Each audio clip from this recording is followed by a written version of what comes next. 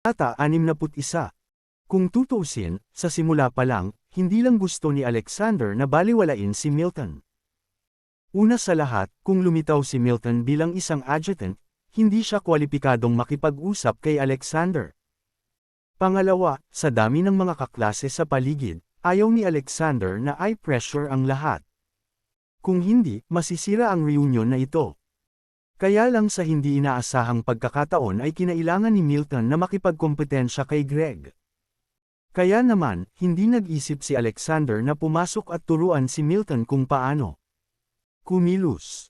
Nanatiling nakaupo si Alexander at hindi lumingon, bagamat nagsalita siya. Natigilan ang lahat sa eksena nang makita siyang ganito. Bakit naman magiging mayabang si Alexander? How dare a civilian soldiers blatantly offend the assistant of General Filbert? Maging si Zira at ang iba pa, na naramdamang naguguluhan si Alexander, ay palihim na pinagpawisan. Pagkatapos, sabihin mo sa akin kung sino ang iyong pinuno. Tingnan natin kung matatakot ako. Kinaikit ni Milton ang kanyang mga mata, at ang kanyang tingin ay puno ng senyales ng panganib. Walang sinabi si Alexander, kahit na may upuan sa ilalim ng kanyang puwitan, dahan-daang lumingon, itinaas ang kanyang mukha para tingnan si Milton, at sinabing, "Gusto mo ba talagang malaman ang pangalan ng pinuno ko?" His. Nang makita ni Milton ang mukha ng kaharap niya, biglang nagbago ang ekspresyon ng mukha ni Milton. Pagkatapos, pinagdikit niya ang kanyang mga binti. Nakataas ang dibdib at nakadikit sa kanyang tiyan. Kaagad niyang binigyan ng standard salute si Alexander. Hello, Mr. Bato. Ngayon, kailangan ko bang pangalanan ang aking pinuno? Tanong ulit ni Alexander. Hindi, wala akong lakas ng loob na malaman. Sa sobrang takot ni Milton ay pinagpawisan siya ng malamig. Hindi siya ordinaryong sundalo kundi adjutant ni Filbert. Nagkaroon ng ilang pagtatagpo sa pagitan nina Filbert at Alexander, at bilang adjutant ni Filbert, natural na makikilala ni Milton si Alexander sa isang sulyap. Alam ni Milton kung anong klaseng pag-iral itong taong nasa harapan niya. Not to mention Milton, pati si Filbert ay pinagpapawisan. Bukod dito, hiniling ni Milton kay Alexander na sabihin sa kanya ang tungkol sa pamumuno ng God of War. Ang tanging may kakayahang maging pinuno ng God of War ay ang nasa tuktok ng pyramid. Batay sa sinabi ni Milton ngayon, maaaring mahatulan siya ng Diyos ng digmaan ng mataas na pagtataksil. Sa pag-iisip nito, naramdaman ni Milton ang lamig sa kanyang gulugod. Ang nakakagulat na pagbabalik na ito ay nagulat sa lahat. Lalo na si Greg.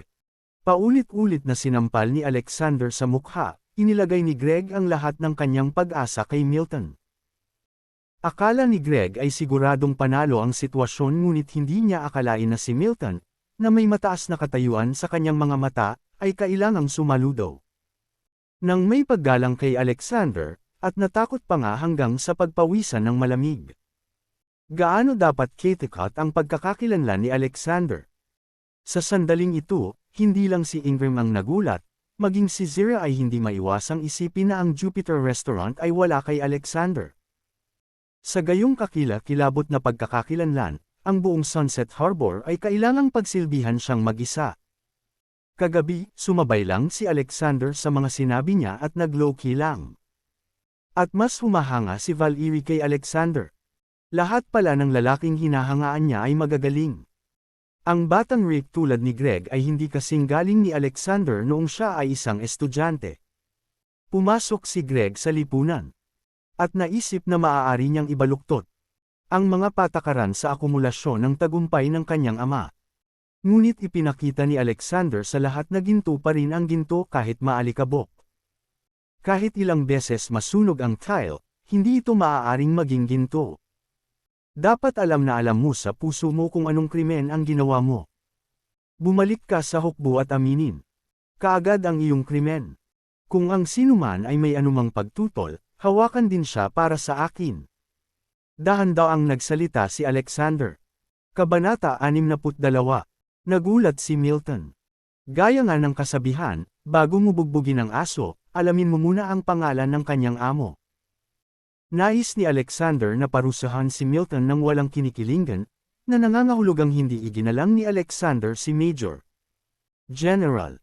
Medyo hindi nasisiyahan si Milton, ngunit sa harap ng God of War na nag-utos sa milyon-milyong dragon soldiers sa North, hindi siya nang ahas na. Tumanggi at magalang na sumagot, "Oo, Mr. Thomas." Dahil doon, yumuko si Milton at umatras. Hanggang sa tuluyang mawala ang figure ni Milton, walang nang ahas na gumawa ng ingay sa restaurant. May nakakatakot na aura sa hangin. Pagkaraan ng 5 minuto, may tumikim at naglakas loob para sabihin, Alexander, anong nangyayari dito?" "Hindi ba? Adjutant ni Milton General Filbert. Bakit nasa ilalim na siya ng iyong utos ngayon?" Umiling si Alexander at ngumiti ng mahina. "Wala akong mga subordinate na ganyan." Napaawang ang bibig ng karamihan. Ang ibig sabihin ni Alexander ay hindi man lang qualified si Milton na maging subordinate niya. Nakakatakot si Alexander. Pagkatapos ng kaguluhang ito, mas naging kakaiba ang kapaligiran sa party dahil sa sadyang pang-iinsulto at panghuhuli kay Alexander ng isang grupo ng mga tao. On Alexander, Q, maagang natapos ang party. Maging ang mga naunang naka-schedule na aktibidad ay kinansela. Dahil kay Greg at sa iilang tao na iyon, naging drama ang reunion ng kaklase. Nadismaya si Alexander.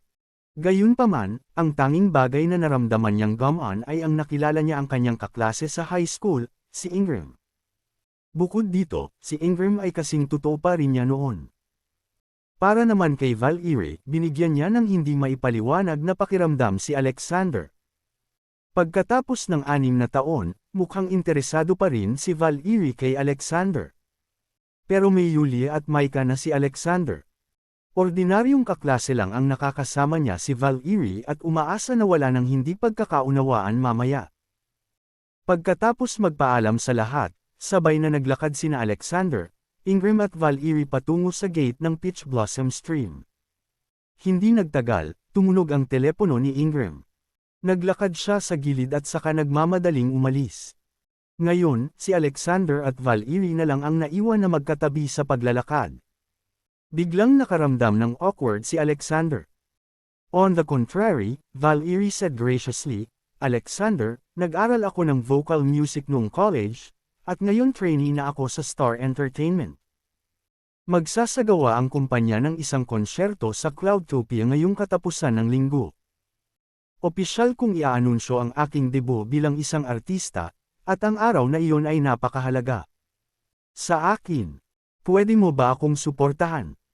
Pagtingin kay Val-Iri, bumantong hininga si Alexander at sinabing, "Baka wala akong oras para pumunta doon. Ang aking anak na babae ay hindi pumapasok sa paaralan sa katapusan ng linggo, kaya kailangan kong manatili sa kanya." Kahit ordinaryong magkaklase lang sila, siguradong pupunta si Alexander sa concert. Kung tutuusin, inimbitahan siya ni Val-Iri. Ngunit ang pinakamahirap na bagay ay nahalatang inaasahan ni Val-Iri ang higit pa. Sa mundong ito, ang pinakamahirap na dapat bayaran ay ang emosyonal na pagkakautang, pabayaan na siya ay ang dating school beauty, si Val-Iri. 5 taon na ang nakalipas, nasaktan na ni Alexander si Yulia, at ngayon ay kontento na siyang manatili kina Yulia at Micah. Wala na siyang magawa para masaktan ulit sila. Kaya, sadyang tinanggihan ni Alexander si Val-Iri para sumuko ito. Nang marinig ang sinabi ni Alexander, hindi malay ni Val-Iri na nagtanong, "May anak ka na?" Kabanata 63. Oo, 4 na taong gulang na siya, tamang panahon para magpakyut. Tumango si Alexander at ngumiti. Napakagatlabi si Val-Iri at hindi umimik. Pagkaraan ng ilang hakbang, itinuro ni Alexander ang jeep na nakaparada sa harap ng pinto at sinabing, "Mayroon akong kailangang asikasuhin. Kaya pupunta na ako." "Sige." Tumango si Val-Iri na may halong damdamin. Ito ang unang pagkakataon na naiwan siya sa gilid ng kalsada. Walang pakialam si Alexander sa naisip niya nang sumakay lang siya sa kotse niya at umalis. Kara-rating lang ni Alexander sa bahay ng adoptive parents niya nang tumunog ang cellphone niya kaya kinuha niya ito at nakita niyang si Yulia ang tumatawag. "Busy ako sa trabaho ngayon. Baka kailangan kong bumalik mamayang gabi." You can pick Micah from the kindergarten for me. Diretsyong sabi ni Yulia sa kabilang linya. Sige, gawin mo na lang ang trabaho mo at ipaubaya mo na sa akin si Micah. Pumayag naman agad si Alexander. Matapos ibaba ang telepono at tingnan ang oras, nalaman ni Alexander na mahigit 1 oras na lang ang natitira bago ay dismiss ang mga estudyante sa kindergarten.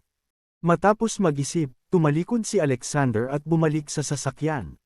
Noong una, gusto niyang umakyat sa itaas para tingnan. Pagkatapos ng live wedding withdrawal kahapon, nagtaka siya kung kumusta na ang adoptive parents at si Naomi. Alam ni Alexander na kailangan ng kanyang adoptive family ng ilang oras para tanggapin ang ganoong malaking pagbabago, ngunit hindi siya nagmamadaling kumbonsihin sila sa sandaling ito. Makalipas ang mahigit kalahating oras, huminto ang jeep ni Alexander sa bakana ng kindergarten. May ilang oras pa bago matapos ang paaralan, kaya bumaba si Alexander sa kotse, nag-check-in sa security guard, at pumasok sa paaralan. Gusto niyang makita kung saan karaniwang nagsasaya si Micah. Pagdaan sa outdoor entertainment facility, i-double-check ito ni Alexander. Matapos matiyak na walang panganib sa kaligtasan, tumungo siya sa klase ni Micah. Sa gitna ng silid-aralan, isang bilog ng mga mesa at upuan ang nakaayos, at ang lahat ng mga bata ay nakaupo sa isang bilog. Ang nakakapagtaka, wala si Micah. Nagtataka si Alexander dito nang biglang nagsikip ang kanyang mga pupil. Nakita niya si Micah na nakayuko sa sulok, at ang mga mata nito ay puno ng luha ng pagbibitiw. Sa harap ni Micah ay nakatayo ang isang batang lalaki na mas matangkad sa kanya ang kalahating ulo. Sa tabi ng bata ay nakatayo ang isang babae na nakasuot ng black-framed glasses. Kamukha ng class teacher nila ang babaeng iyon. Sa sandaling iyon, humikbi si Micah, MS. Gina, hindi ko talaga siya sinaktan. Pinagalitan niya muna ang nanay ko kaya tinulak ko siya. MS. Gina, nagsinungaling si Micah. Hindi ko naman pinagalitan ang nanay niya, pero itinulak niya ako pababa. At ngayon, masakit ang mga braso at binti ko. Galit na wika ng bata. Hindi na hinintay ang paliwanag ni Micah, iniunat ni Gina, ang babaeng guro, ang kanyang kamay at hinampas sa ulo si Micah, pinagalitan. How dare you say na hindi mo siya sinaktan? Nakaupo ng maayos si Dwayne. Paano siya babagsak mag-isa? MS. Gina, sinabi niya ang masama tungkol sa aking ina, at sinabi niya ito sa isang partikular na masamang paraan, kaya hiniling ko sa kanya na huminto. Pero pinagalitan niya. Ako. Diretsyong napatulala si Micah at tinitigan si Gina ng matigas. Ngumisi si Gina, bad words. Ang iyong ina ay isang asong babae. Kakasabi lang ni Dwayne ng totoo. Sino ka? Para sabihan siyang tumahimik. Nararamdaman ko rin na mukhang asong babae ang nanay mo. Bago pa matapos ang pagsasalita ni Gina ay biglang dumating ang isang marahas na dagandong mula sa labas ng pinto. Kung maglakas loob kang magsabi ng isa pang salita, papatayin kita. Kabanata 64. Nagalit si Alexander na si Micah na kanyang hinahangaan ay binubuli ng iba. Anuman ang dahilan, hindi nakayanan ni Alexander. Bukod dito, base sa usapan kanina, tila malinaw na ang batang nagngangalang Dwayne Wexler ay may kasalanan sa una. Ang babae na dapat ay isang responsableng guro, ay hindi lamang pamuna sa bata, ngunit siya ay gumawa ng isang walang habas na hakbang laban kay Micah. At may sinabi pa siyang nakakainsulto sa mga magulang ni Micah. Nililigawan lang ni Gina si kamatayan. Sino ka? Napalingon si Gina sa direksyon ng boses. The moment she met Alexander's eyes, her heart skipped a beat. Nakakatakot ang nakakamatay na titig ni Alexander. Kahit ilang dipo lang ang pagitan nila ay ramdam na ramdam ni Gina ang kanyang malamig na aura. Nakakakilabot. Daddy. Nakita ni Micah si Alexander at walang pagdadalawang isip na yamakap sa kanya. Si Alexander, na parang divine descent, ay agad na pinapakita ni Micah ang kanyang kahinaan. Nangilid ang mga luha sa pisngi ni Micah. Daddy, pinagalitan ni Dwayne si Mommy. I asked him to stop, pero patuloy pa rin ang pagpuna niya kay Mommy. Nagalit ako kaya tinulak ko siya. Binatukan niya ako pagkatapos niyang kumalas sa upuan, at hindi man lang ako umiyak. But then, nagsumbong siya kay Ms. Gina. Malakas na sigaw ni Micah. Sumakit ang puso ni Alexander nang marinig yun. Micah, sabihin mo kay Daddy, saan ka ba sinipa? Sa binti. Nagmamadaling tingnan ni Alexander ang binti ni Micah. Halatang may nakita siyang namumula at namamagang pasa. Agad siyang nagalit. Pak! Isang malinaw na sampal ang maririnig. Nasampal si Dwayne sa mukha. Si Alexander ang nakabangga sa kanya. Ikaw ba ang bagong sugar daddy ni Yulia? How dare you hit my student? Alam mo ba kung kaninong anak siya? Sinasabi ko sa'yo. Tapos ka na. Galit na sigaw ni Gina. Pagkasabi pa lang niya, may dalawang sampalan na naman. Sinampal siya sa mukha ng 2 beses ng lakas ng 10 beses na mas malaki kaysa sa nakuha ni Dwayne kanina. Tinakpan ni Gina ang kanyang namumula at namamagang pisngi, at dumura siya ng dugo. Iyak nang iyak si Dwayne na nasample din. How dare you hit me? Ako ang guro ng iyong anak. Sigaw ni Gina. Hindi lang ako naglakas loob na sampilan ka, kundi nangangahas din akong patayin ka. Pilit na pinipigilan ni Alexander ang kanyang galit. Kung hindi dahil sa takot na takutin si Micah, pinatay na ni Alexander si Gina. Ilang saglit pa ay yumigting ang kapaligiran sa buong silid-aralan. Nanginginig si Gina at hindi naglakas loob na magsalita. Masamang tao, ipapatay kita sa lolo at tatay ko. Biglang tumingin si Dwayne kay Alexander at sumigaw sa taas ng kanyang baga. Malamig na ngumuso si Alexander, huwag mong isipin na dahil lang sa bata ka, hindi kita gagawa ng aksyon.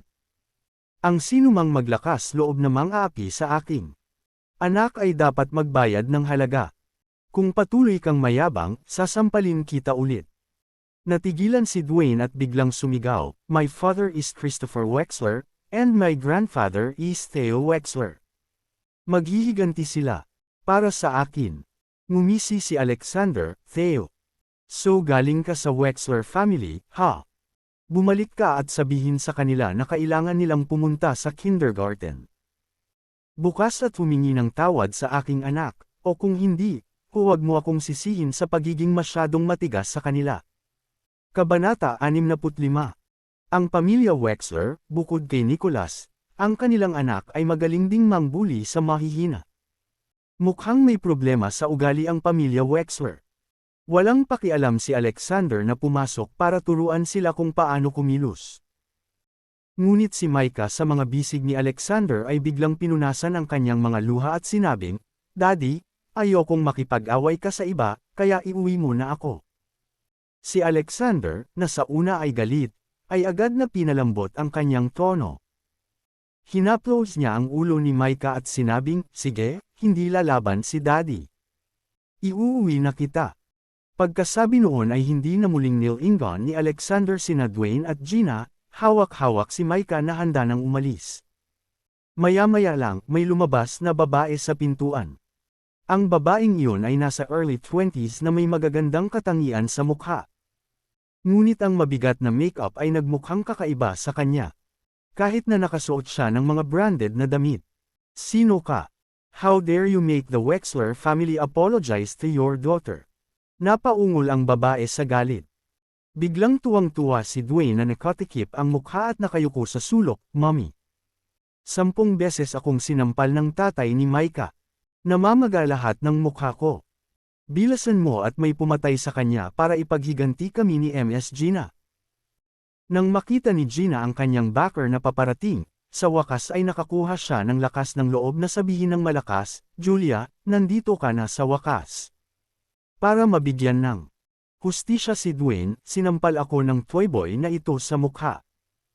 Dumilim ang mukha ni Julia Walters habang nakatitig kay Alexander at sinabing, hindi ka makakatakas pagkatapos mong bugbugin ang anak ko.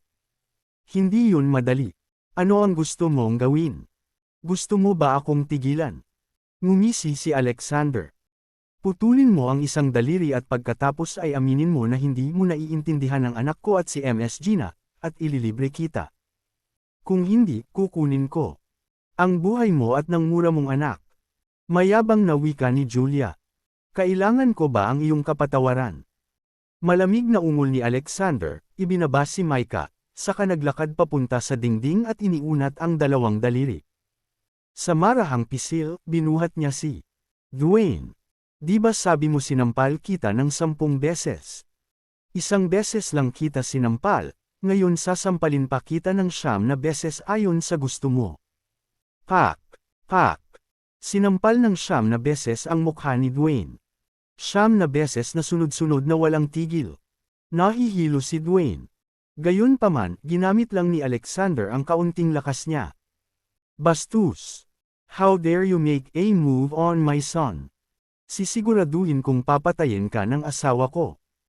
Hindi inaasahan ni Julia na maglalakas loob si Alexander na sampilan si Dwayne sa harap niya, at natagalan ito bago mag-react na nanginginig sa galit.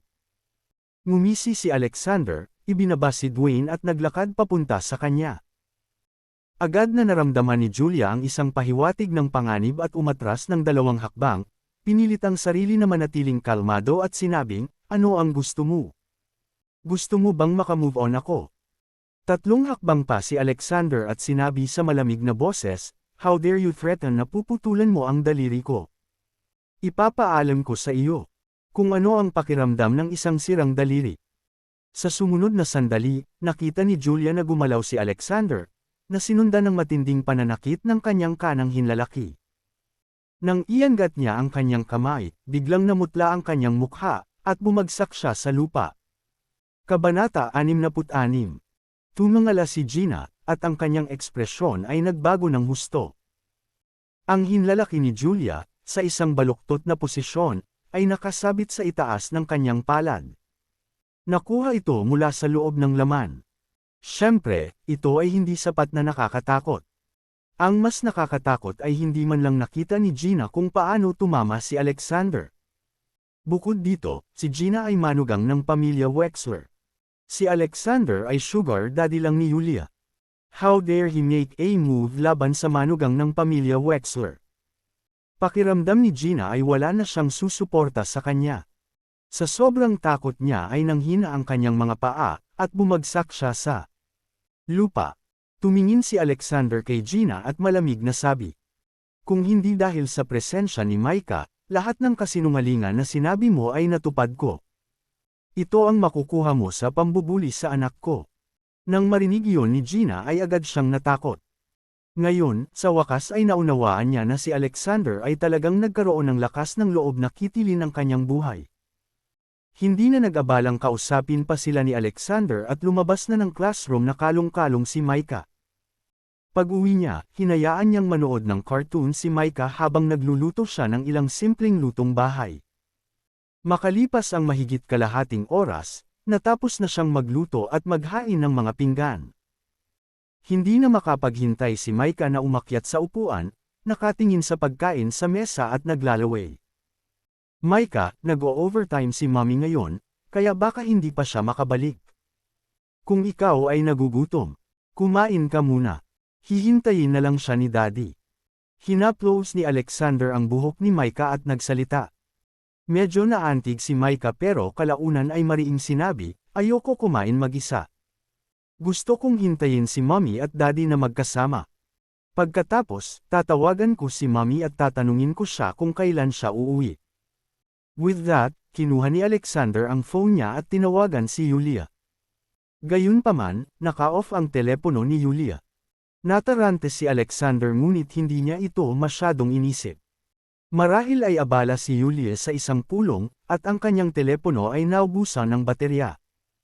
Gayunpaman, pagkababa niya ng telepono ay lumabas sa screen ang numero ni Diane. Pakiramdam ni Alexander ay may masamang nangyari. Kung hindi, hindi pa tatawag si Diane sa ganitong oras. Matapos sagutin ang telepono, iniulat ni Diane ang sitwasyon. Agad na nagdilim ang mukha ni Alexander, at naglabas siya ng isang pagpatay na intensyon.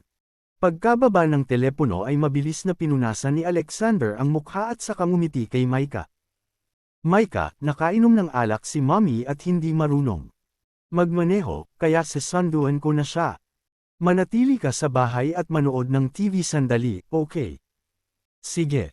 Masunuri namang tumanggo si Micah. Mabuting babae.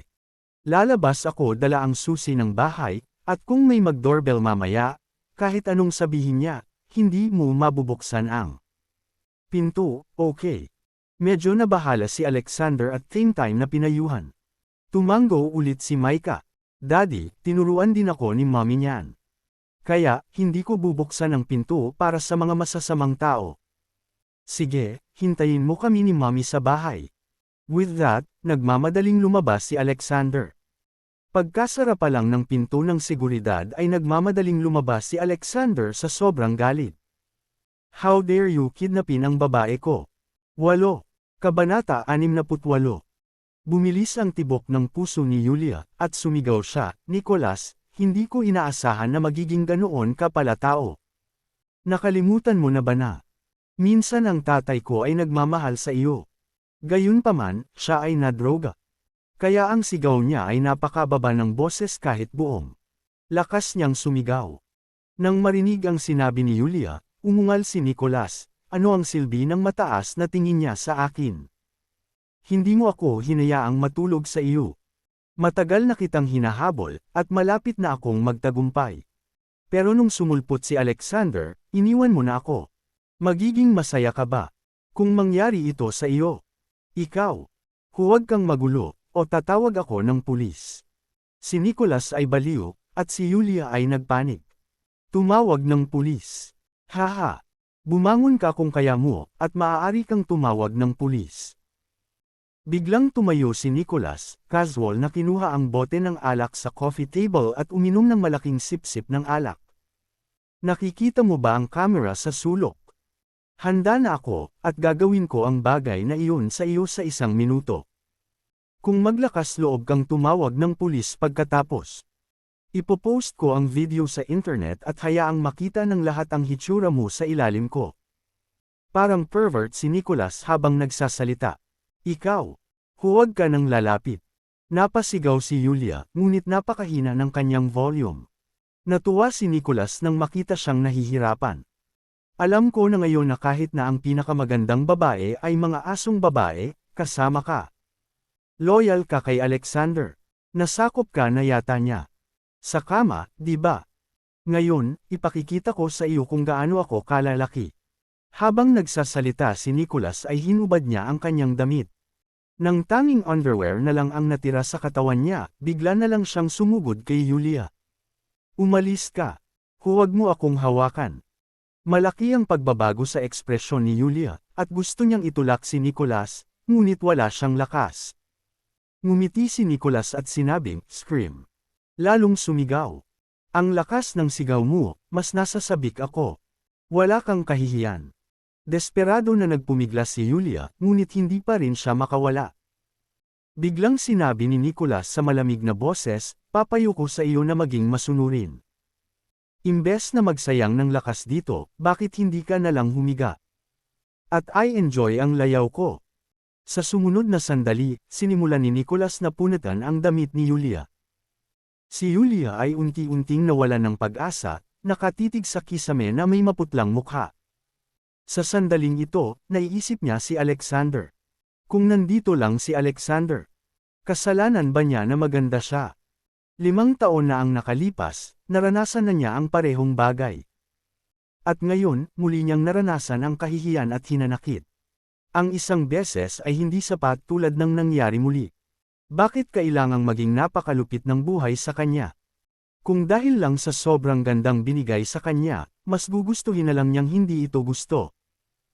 Lalong lumakas ang pagnanais ni Nicholas na sakupin si Yulia nang makita niya ang mapang-asar na mga mata ni Yulia. Hindi na niya maisip na simula. Ngayon, si Yulia na ang magiging babae niya. Akmang maghuhubad na si Yulia, biglang may umugang. Nicholas, hahayaan kitang pumili kung paano ka mamamatay. Nang marinig iyon, nanginig si Nicholas. Pagkatapos, naramdaman niya ang malamig na hangin na nagmumula sa lahat ng panig, at hindi siya makagalaw. Kabanata 69. Biglang bumukas ang mga mata ni Yulia na una nang nakapikit. Parang narinig niya ang boses ni Alexander. Dumating ba si Alexander para iligtas siya? Hindi pwede. Sinabi niya kay Alexander na mananatili siya sa opisina at magtatrabaho ng gabi. Dapat ay sinundo na ni Alexander si Micah ngayon at nasa bahay na. Nagluluto. Paano kaya malalaman ni Alexander na siya ay kinidnap? Pumikit muli si Yulia sa kawalan ng pag-asa. Tila masyado siyang umasa kay Alexander sa mga oras na ito at naghahalusinate sa kanyang isipan sa pinakamapanganib na oras. Gayunpaman, sa sandaling iyon, naramdaman ni Yulia na lumuwag ang kamay na humihila sa kanyang kamiseta. Nakarinig siya ng ungol. Nang muli niyang imulat ang kanyang mga mata, nakita niya si Nicholas na nakahandusay sa lupa, dumura ng dugo mula sa bibig nito. At ang taong pumasok sa isip niya ngayon ay nakatayo talaga sa harapan niya. Si Alexander talaga. Hindi isang ilusyon. Nagmamadaling hinubad ni Alexander ang kanyang jacket at itinakip sa katawan ni Yulia. Pagkatapos ay binuhat siya nito gamit ang jacket. Yulia, andito na ako. Huwag kang matakot. With me around, walang makakabuli sa'yo. Wala pa ring lakas si Yulia, pero nangingilid ang mga luha sa kanyang pisngi. Pinunasan ni Alexander ang kanyang mga luha habang mahinang nagsasabing, hindi mo kailangang kumapit hanggat nandito ako. Matulog ka lang saglit, at pag gising mo, tapos na ang lahat. Sige. Mahinang pagsang-ayon ni Yulia. Unti-unti siyang napahinga at nakatulog sa yakap ni Alexander. Niyakap ni Alexander si Yulia at tinungo ang pinto. Sa oras na ito, si Nicholas, na itinapon sa lupa, ay umakyat. Pinunasan niya ang dugo sa gilid ng kanyang bibig at sumigaw sa pinto, patay na ba kayong lahat? Hinayaan kitang magbantay sa labas. Paano siya nakapasok nang hindi ko alam? Talagang namamatay sila. Isang malakas na boses ng babae ang nagmula sa labas. Kaagad pagkatapos, ang 8 lalaking inayos ni Nicholas na magbantay sa labas ay direktang itinapon, at lahat sila ay nakasalansan sa isa't isa. Namatay silang lahat. Sa susunod na sandali, pumasok ang isang matangkad na dilag na nakaban ang buhok. Si Diane iyon. Ikaw. Nagsikip ang mga mag-aaral ni Nicholas. Hindi niya akalain na ganoon pala ang kakayahan ni Diane na lumaban.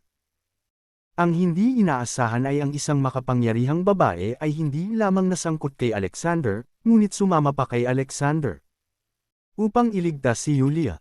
Napatingin si Alexander kay Nicholas at sinabi sa malamig na boses, hindi mo pa sinasagot ang tanong ko. Ano ang tanong? Tanong ni Nicholas na nakatitig kay Alexander nang may sama ng loob. Paano mo gustong mamatay? Malamig ang tingin ni Alexander. Nagulat si Nicholas, naramdaman lamang ang nakamamatay na aura na ipinalabas ni Alexander sa sandaling ito. Gayunpaman, bago makapag-react si Nicholas, isang mayabang na boses ang dumating.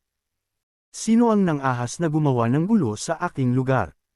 Sa susunod na sandali, isang grupo ng malalakas na lalaki na nakaitim na suit ang pumasok na may mga espada sa kanilang mga kamay. Swish! Matapos ang tunog ng maayos na mga yapak, 2 dosenang malalakas na lalaki ang naghiwalay sa 2 hanay. Pagkatapos, pumasok ang isang lalaking nasa katanghaliang gulang. Ang lalaki ay mga 45 taong gulang, nakasuot ng puting sando at itim na bowtie. Mukha siyang gentleman. Sayang nga lang at ang bilugan niyang tiyan ay nakataas ang sando at parang wala sa pwesto ang jade ring sa kamay niya.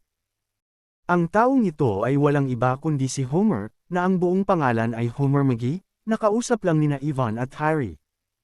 Homer, sa wakas nandito ka na. Ang biglaang pagsulpot ni Homer ay labis na ikinatuwa ni Nicholas. Kabanata 70. Homer, VIP member ako dito, at ang bastos na ito ay nagdala ng taong manggulo sa teritoryo mo. Huwag nating pag-usapan ang anumang personal na sama ng loob. Sa paggawa lang ng eksena at pananakit ng mga tao sa Flora Lounge ay mapapatunayan na niya na hindi kanya nirerespeto. Dapat mong ayusin ang account na ito sa kanya. Tinuro ni Nicholas si Alexander at nagsalita. Sinusubukan niyang makipag-deal kay Alexander si Homer. Pagkatapos ng lahat, sa kanyang opinyon, si Diane, gaano man siya kalakas, ay hindi makakalaban ng 10 sa isa. Kinaikit ni Homer ang kanyang mga mata, tumango at sinabing, Mr. Nicholas, huwag kang mag-alala. Wala akong pakialam kung anong sama ng loob. Mayroon kayong pagitan sa inyong dalawa. Ngunit kung maglakas loob kang manggulo sa Crown Club, ako, si Homer, ang magbabayad sa kanya. Pagkatapos, tiningnan ni Homer ang mga walang malay na bodyguard sa lupa at sinabi kay Alexander, ang apat na lalaking ito ay may bali ng mga braso o binti. Binata, ikaw ang unang nang ahas na gumawa ng isang malupit na bagay sa aking lugar. Hinahangaan ko ang iyong lakas ng loob, ngunit ang mga patakaran ng Crown Club ay hindi maaaring sirain. Paano ito? Iwanan mo ang isang kamay mo rito, at pakakawalan kita. Pagkasabi nito, kinuha ni Homer ang isang espada mula sa isa sa mga malalakas na lalaki at inihagis ito sa harap ni Alexander. Pakiusap. Kung hahayaan mo akong gawin ito, maaari kang mawalan ng dalawang kamay. Nang marinig ang sinabi ni Homer, napangiti si Nicholas. Alexander, naririnig mo ba yon? Sinabi sa iyo ni Homer na putulin ang iyong sariling kamay. Bakit hindi ka magmadali? At gawin ito. Nawala ang isang kamay, walang pinagkaiba si Alexander sa isang piraso ng basura. Kung nangyari iyon, naisip ni Nicholas na gagawin niyang babae sina Julia at Diane. Natuwa lang si Nicholas sa pag-iisip tungkol dito. Sa sandaling ito, itinuring ni Nicholas si Homer bilang kanyang tagapagligtas. At sa totoo lang, hindi nag-abala si Alexander na seryosohin si Homer. Nicholas, dahil ayaw mong sagutin ang tanong ko, hayaan mo akong magdesisyon para sa iyo. Diane, putulin mo ang kanyang ulo at kunin ang kanyang buhay.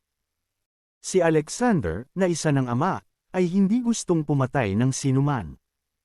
Ngunit nalampasan ni Nicholas ang linya, kaya hindi ito kasalanan ni Alexander.